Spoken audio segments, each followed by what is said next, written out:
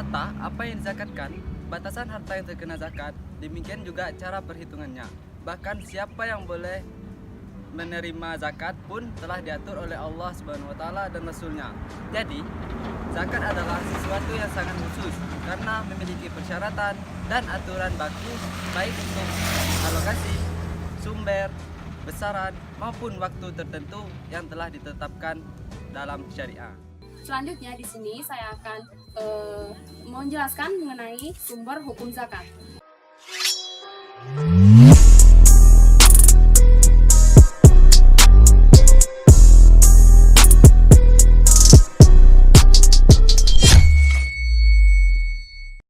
Assalamualaikum warahmatullahi wabarakatuh. Hai, welcome to our video. Jadi di sini kami dari kelompok 8, saya Nilan Fitri Isnaini and my friends. Dan saya Muhammad Nawari. Kami di sini akan menjelaskan materi mengenai zakat, yaitu definisi zakat, kemudian sumber hukumnya dan juga penerima zakat.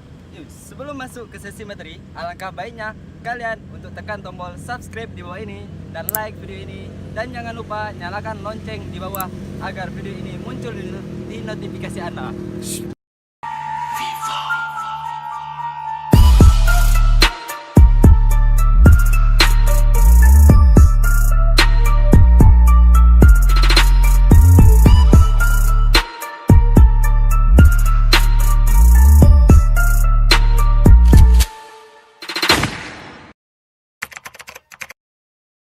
Sini saya akan menjelaskan pengertian dari zakat. Zakat memiliki kata dasar yaitu az-zakah yang berarti berkah, tumbuh, suci, bersih, dan baik. Sedangkan zakat secara terminologi berarti aktivitas memberikan harta tertentu yang diwajibkan Allah Subhanahu wa taala dalam jumlah dan perhitungan tertentu untuk diserahkan kepada orang-orang yang berhak, seperti fakir miskin dan lain-lain. Berdasarkan pengertian tersebut, maka zakat tidaklah sama dengan donasi atau sumbangan atau sedekah yang bersifat sukarela. Jadi, zakat merupakan suatu kewajiban muslim yang harus ditunaikan dan bukan merupakan hak, sehingga kita tidak dapat memilih untuk membayar atau tidak. Zakat memiliki aturan yang jelas. Mengenai harta, apa yang dizakatkan, batasan harta yang terkena zakat, demikian juga cara perhitungannya. Bahkan siapa yang boleh menerima zakat pun telah diatur oleh Allah Subhanahu wa taala dan Rasulnya. Jadi, zakat adalah sesuatu yang sangat khusus karena memiliki persyaratan dan aturan baku baik untuk alokasi, sumber, besaran maupun waktu tertentu yang telah ditetapkan dalam syariah. Kita tadi telah mengetahui mengenai definisi zakat yang telah dijelaskan oleh rekan saya. Selanjutnya di sini saya akan menjelaskan mengenai sumber hukum zakat. Sumber hukum zakat ini terdiri atas dua. Yang pertama itu terdapat dalam Al-Quran. Dalam Al-Quran ini banyak sekali ayat-ayat yang menjelaskan tentang zakat. Kata zakat itu diulang sebanyak 30 kali dalam Al-Quran. Dan salah satu suratnya itu adalah surat Al-Baqarah ayat 43. A'udzubillahi minasyaitonirrajim. Bismillahirrahmanirrahim.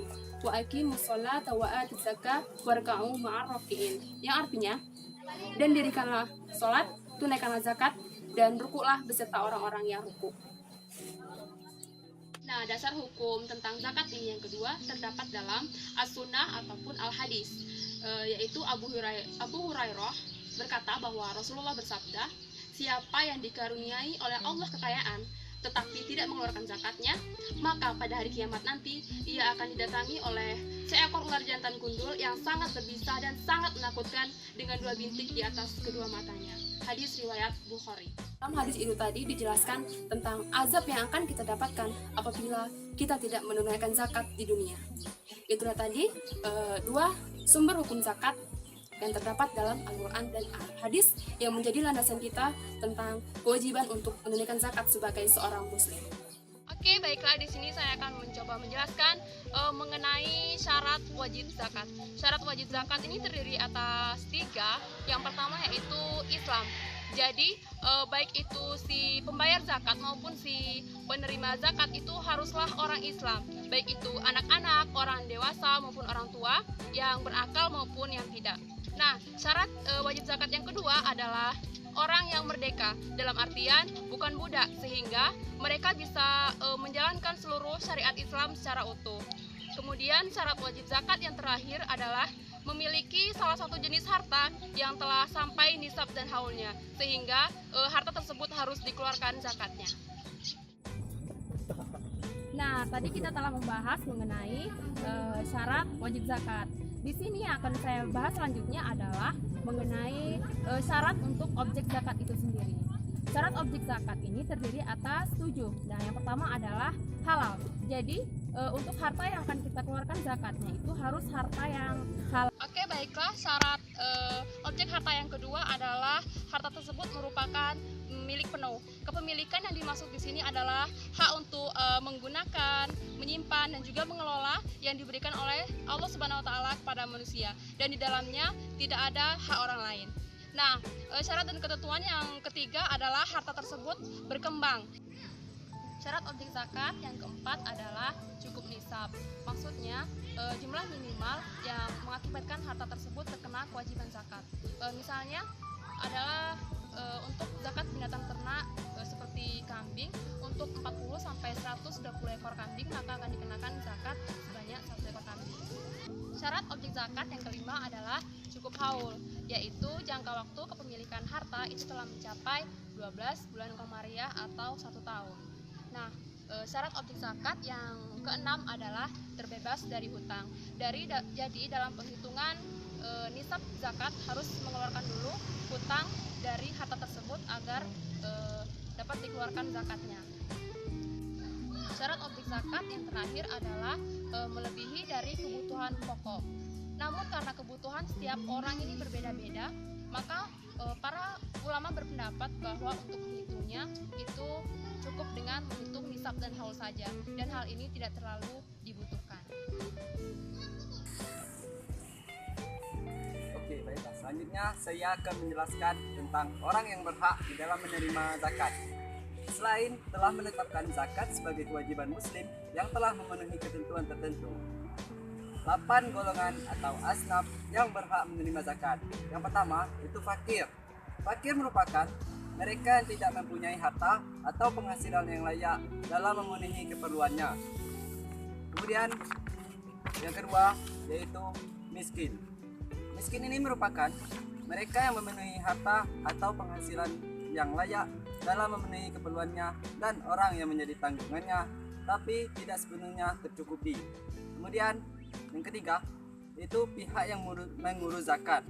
Pihak yang mengurus zakat ini merupakan para amil zakat yang mempunyai berbagai macam tugas dan pekerjaan. Yang keempat yaitu golongan mu'alaf.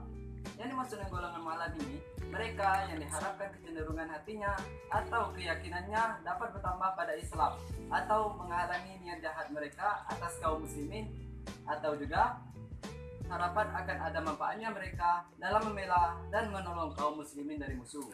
Kemudian yang kelima yaitu orang yang belum merdeka atau rikab.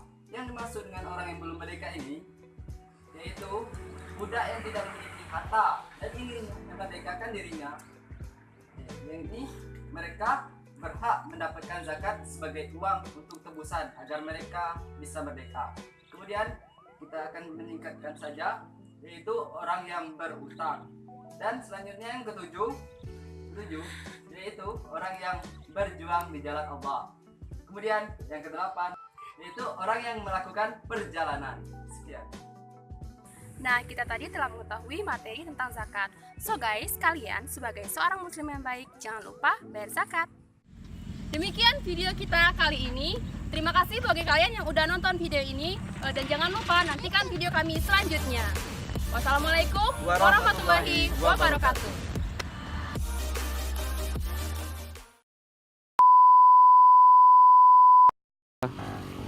Assalamualaikum warahmatullahi wabarakatuh. Hello, what's up?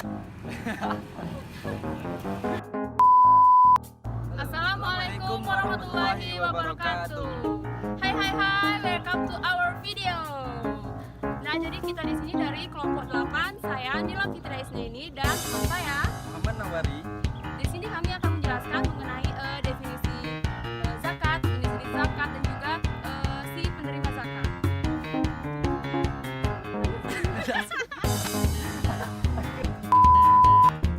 Kemudian yang kedelapan